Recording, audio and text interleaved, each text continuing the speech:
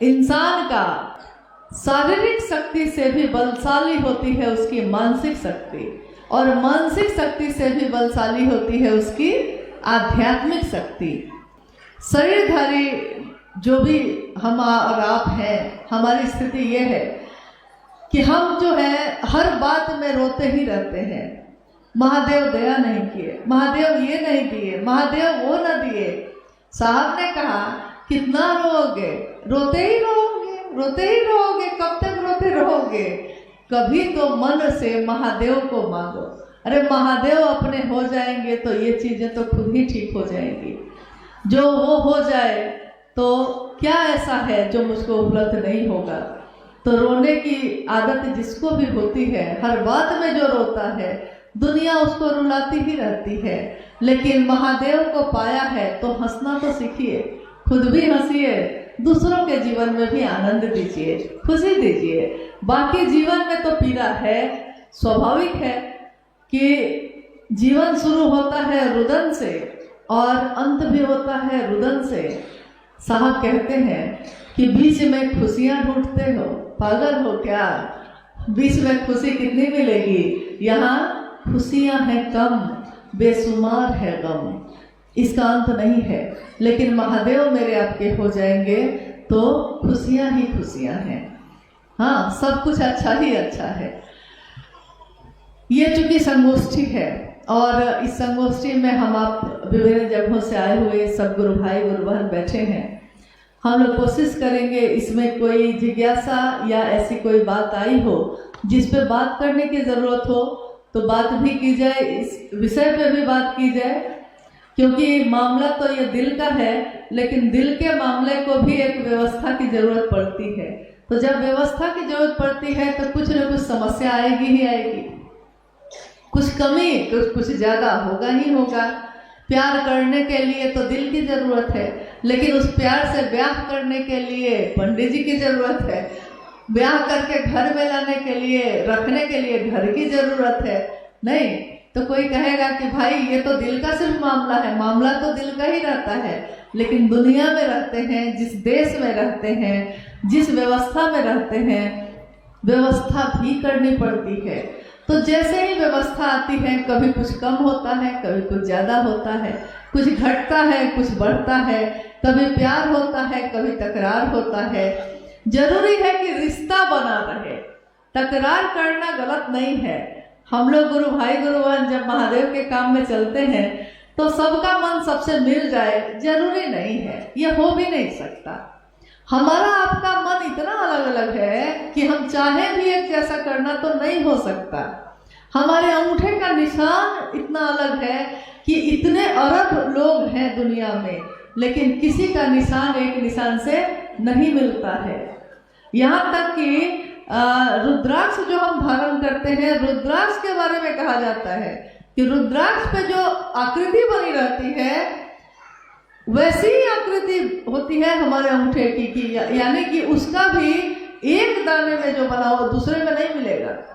शिव की दुनिया ऐसी ही होती है, विसंगतियां, चाहे वो रुद्राक्ष के दाने हो, चाहे हमारा आपका मन हो, चाहे हमारा आपका जीवन हो, विसंगतियां ही विसंगतियां हैं। लेकिन इन विसंगतियों में भी संगति की स्थापना करते हैं शिव।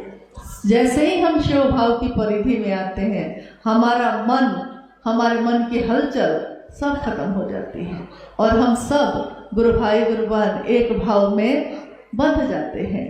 हमारी सभा एक हो, हमारे भाव जो हृदय में जो संचलित होते हैं, जो आते और जाते रहते हैं, जो मिलते और बिछड़ते रहते हैं, उसमें भाव एक ही हो, शिव का हो, और हमारी बात का विषय भी एक ही हो, शिव हो, तो संगति की स्थापना हो जाएगी। हमारा विषय अगर एक हो, हमारे मन का भाव अगर एक हो, हमारे चलने की गति अगर शिव हो, तो कितनी भी विसंगतियां होंगी, कहीं कोई बाधा नहीं है। हर जगह रास्ता ही रास्ता है। चलने वालों के लिए पहाड़ भी,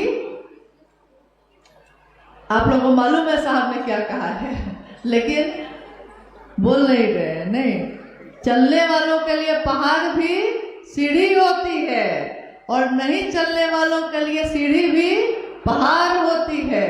साहब ने कहा, मैं चट्टानों को ही आरोहण बनाता चला गया, मैं पहाड़ों पे चढ़ के उस पार उतरता गया। मेरे गुरु की दया ने सारे अवरोधों को आरोहण बना दिया, यानी चट्टान की तरह जो चीजें खड़ी थी मैं उस पे चढ़ के उतर गया। वो उड़ता झंझावातों में, वो पीता वारी प्रपातों से। है ना पंक्ति कि महलों में गरुड़ नहीं सोता है, जो सबसे ऊंची उड़ान भरता है, कबूतर सोता है। तो महलों में गरुड़ नहीं सोता है, महलों के ये प्रासाद शिखर होते कबूतरों के ही घर। महलों में गरुड़ नहीं सोता है, वो उड़ता झंझावातों में, वो पीता वारी प्रपातों से। झरने से उड़ते उड़ते वो पानी पी लेता है, चट्टानों पे सो जाता है। जैसा शिव है वैसे ही शिव अपने शिष्यों को भी बनाते हैं। शिव संदेश देते हैं कि न्यूनतम व्यवस्था में भी सुखी रहा जा सकता है। शिव के शिष्य भी वैसा ही जीवन जीते हैं। चीजें हैं तो ठीक है, चीजें नहीं है तब भी ठीक है। आप प्यार करते हैं तो ठीक है, आप नफरत करते हैं तब भी ठीक है। आपका नफरत, आपकी नफरत, आपके प्यार दोनों एक तरह से कबूल है, क्योंकि आपसे मतलब हो रही है, मतलब तो महादेव से है, महादेव के काम से है। तो आइए हम लोग कुछ जिज्ञासाओं पे बात करें। बच्चे को कुछ चाहिए तो उसको दिलवा दीजिए। हाँ, बच्चा है ना, कुछ देर से बैठा है, क्या चाहिए उसको दिलवा दीजिए।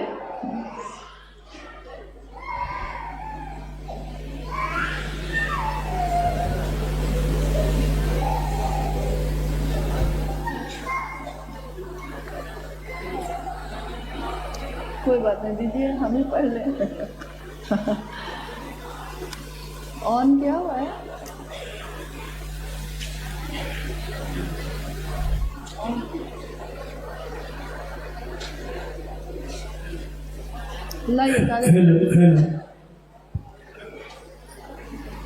वैसे बहुत ऐसी जिज्ञासा आई है जिसका उत्तर अभी चर्चा के क्रम में लोगों को मिल गया होगा, लेकिन ये जिज्ञासा कुछ लोगों का कहना है कि साहब श्री ने अपना उत्तराधिकारी किसको बनाया?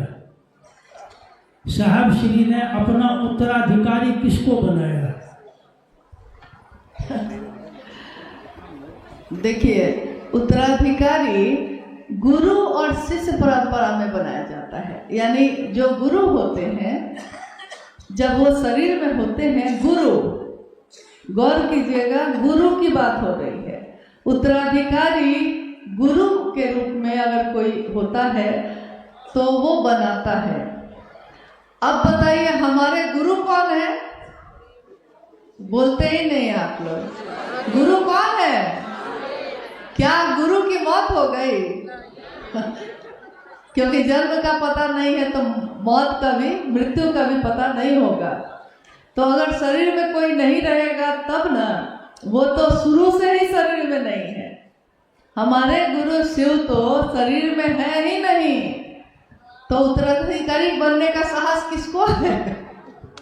किसी को नहीं है, जरूरत भी नहीं है। जब एक गुरु शिव है ही तो दूसरा उत्तराधिकारी यहाँ कौन है हिम्मत जिसको आ जाएगा?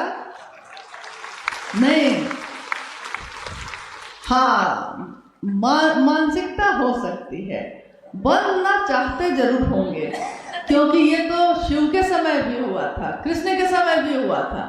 जब कृष्ण इस धरती पे आए थे तो उस समय भी एक वाकया है कि एक व्यक्ति जिसने शिव कृष्ण की तरह का ही सब कुछ धारण कर लिया और लोगों को कहने लगा कि वो जो कृष्ण है वो नकली है और मैं जो कृष्ण हूँ मैं असली हूँ। तो हुआ ये कि मामला लोगों के बीच बढ़ा, लेकिन जो सच है वही सच रहता है, जो झूठ है वही झूठ होता है। धीरे धीरे लक्षण बताने लगते हैं, आपके लक्षण ही बता देते हैं कि आप साधु हैं कि आप दुष्ट हैं। कपड़े आपने चाहे कुछ भी पहने हो, लेकिन लक्षण से पता चल जाता है। साधु तो मन होता है किसी का। यहाँ जिज्ञासा जो इन्होंने अभी की है कि साहब ने उत्तराधिकारी किसको बनाया है, तो उत्तराधिकारी वो होता है कि एक परिवार है बहुत बड़ा, और परिवार का जो मुखिया अगर शरीर में नहीं है तो परिवार में से किसी एक को चुन दिया जाता है। ये लौकिक चीजों के लिए, अपने परिवार को चलाने के लिए होता है, लौकिक परिवार को। लेकिन जब आध्यात्मिक परिवार की बात आती है, पारलौकिक जगत की बात आती है, और जगत गुरु और शिष्य की परंपरा की बात आती है, तब ये बात लागू नहीं होती है। और साहब को ये पता है कि ऐसा होगा ही होगा, क्योंकि जब माँ नीलम आनंद शरीर से शिवलीन हुई थी, तब भी कुछ लोगों ने ये कहना शुरू किया था कि माँ ने, दीदी ने अपनी ऊर्जा का संचरण मुझ में कर दिया, तो मुझ में कर दिया, ऐसा लोग बोलने लगे। कुछ लोग बोलने लगे, जो नजदीक बैठते थे उसमें से कुछ लोग बोलने लगे। तो जब साहब को ये पता चला तो उन्होंने इन बातों पे लोगों को समझाया भी, जागरूक भी किया।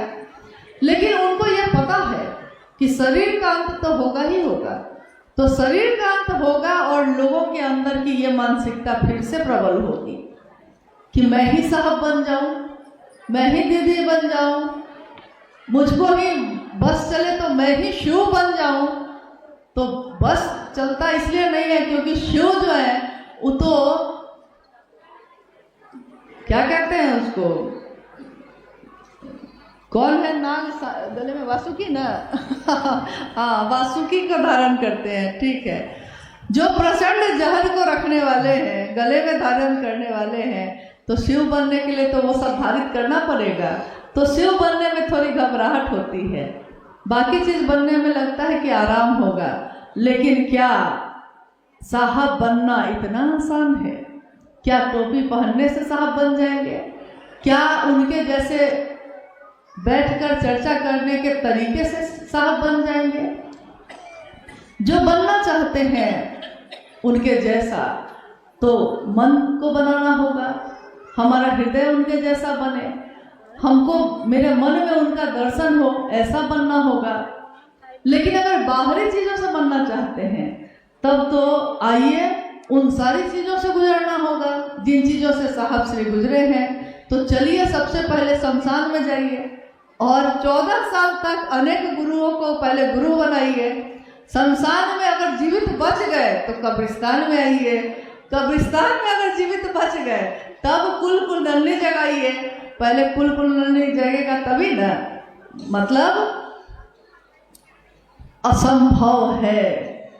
एक सांचा बनाकर शिव ने खुद ही तोड़ दिया। चांद भी सोचता होगा कि किसको बनाया है महादेव ने, नहीं, क्योंकि इसके जैसा हंसी कोई और है नहीं, इतनी सुंदर मूर्ति कोई और है नहीं, ऐसा शिव का शिष्य धरती पे उतरा ही नहीं जिसने जगत का भला सोचा हो, जिसने सबके लिए अच्छा सोचा हो, सबके लिए शुभ सोचा हो। तो ऐसा तो कोई दूसरा बन नहीं सका। कहते हैं महादेव ने बनाया होगा और सांचा ही तोड़ दिया होगा कि दूसरा कोई बन भी ना सके, बन भी नहीं सकेगा। और साहब चाहते भी नहीं हैं कि कोई दूसरा साहब बन जाए। साहब चाहते हैं कि सब शिव ही बन जाए। तो बनिए शिव, पीजिए जहर, दूसरों के हित का। उठ गया त्रिशूल चक्र पे, उठाइए अपना त्रिशूल, चक्र पे चलाइए। इतना आसान नहीं है। इन बातों का कोई मतलब नहीं है। कुछ बोलना है इसलिए बोले जा रहे हैं, कुछ कहना है इसलिए कहे जा रहे हैं, लेकिन कहाँ कह रहे हैं, किसको कह रहे हैं, क्यों कह रहे हैं? आप भी चर्चाएं करते होंगे, आप भी जाते होंगे, आपके बच्चे भी महादेव की बात करते होंगे। जो शिव के शिष्य हैं उनकी परिधि में जो मन से रहा होगा वो शिव का शिष्य तो हुआ ही होगा, उससे कम क्या होगा। लेकिन उनके मन की परिधि में जो रहा होगा सो हुआ होगा। जो रहा ही नहीं, शरीर से रहने से क्या होता है, शरीर से कोई बैठा भी तो क्या होगा, लेकिन मन अगर नहीं आया तो कोई फायदा नहीं है। आप में से कितने लोग साहब से शरीर में मिलते रहे? बहुत कम लोग मिले होंगे। लेकिन एक भी व्यक्ति ऐसा नहीं है जो ये कहे कि मैंने साहब श्री का दर्शन नहीं किया है या मेरे मन में साहब से मिलने का अनुभव नहीं किया है। मिलता ही मिलता है वो। कितनी घटनाएं, कितनी चीजें ये बताती हैं। शिव शिष्यता में देखिए एक अद्भुत बात है। जैसे ये जिज्ञासा आई है, तो इस जिज्ञासा का अंत तो मुझको लगता है कि आज कम से कम हो ही जाना चाहिए। अब बहुत हो गया, क्योंकि शिव शिष्यता में उत्तराधिकारी का मामला न पहले कभी था, न होगा, न है। गुरु शरीर में नहीं है तो उत्तराधिकारी का कोई मामला ही नहीं बनता है।